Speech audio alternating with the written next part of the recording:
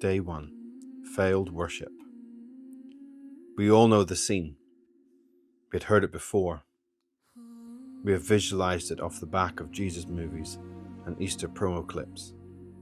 The shouts of Hosanna, Hosanna were as deafening as the cries to crucify, crucify. The people's praise from Palm Sunday dwindled and changed by the end of the week, because the very thing they were praising was not the same thing they were crucifying. The people's praise was self-centered and misguided. Their praise was for what they thought the person could bring them, which was freedom from foreign rule, rather than the person. As the weeks rolled on, and situation after situation, their dreams and hopes of physical rescue would remain dreams and hopes. Their praise for the outcome turned to anger and frustration toward the man. What they failed to see was a man who could better their half-cooked up dreams and minimal hope. C.S. Lewis writes in The Weight of Glory that our problem with desire is not that it is too strong, but it is too easily pleased. The desire of the Jewish people was too easily pleased by hoping that Jerusalem could be theirs again, and the Roman authorities would be run out of the city and the land God had promised them. What Jesus came to bring was something far greater than that. Christ came to bring his Father's kingdom. Christ came to set the captives free spiritually from the burden and sure death of sin. Christ came to reconcile the world, not just Israel, back to God the Father. Everything on this day, from riding the donkey, the praise from the people, and the cross itself, was all contained within the scriptures available to them. Nothing was new. It was there for people to see, hear, and read. Yet they failed to see it. They desired something lesser than reconciliation. They desired something far easier than God building his kingdom on earth. They desired their own feeble ideas than the sovereign will of God. So, what does this mean for us? It's quite simple, really.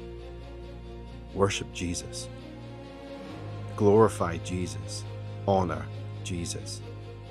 That's it. It's that simple and it's that deep. I'd even say it's the Alpha and the Omega. What I mean is, often we worship because of how worship makes us feel, rather than worshipping how the object of our worship makes us feel, namely Jesus. We also worship because of the benefits, rather than the source of the benefits. One clear example is that many Christians think or focus on being in heaven, rather than being in the presence of the Lord. The pinnacle of the Christian faith is not about being forgiven, redeemed, justified, being in heaven, or eternal life. Don't get me wrong, all these are important, but they are all pieces that point to something much greater. You get God. Worship on its own accomplishes nothing. Worshipping something that is dead is religion, and in times grows stale. Christians are told to worship in spirit and in truth. That means there is a reality in what we worship, and the object of our worship is a person, Jesus Christ. This allows our worship to flow fresh every day and evolve to greater depths than the day before.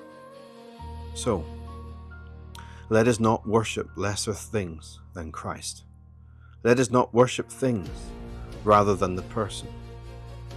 Let us not be stale in our praise as if we worship the dead God. Our worship is built on our knowledge of God, who paved a way to make it possible for us, mere sinners, to receive God as our inheritance for all eternity. Let us worship the person who is the Christ, rather than settling for subsequent or peripheral matters that are stepping stones to the person rather than the end itself.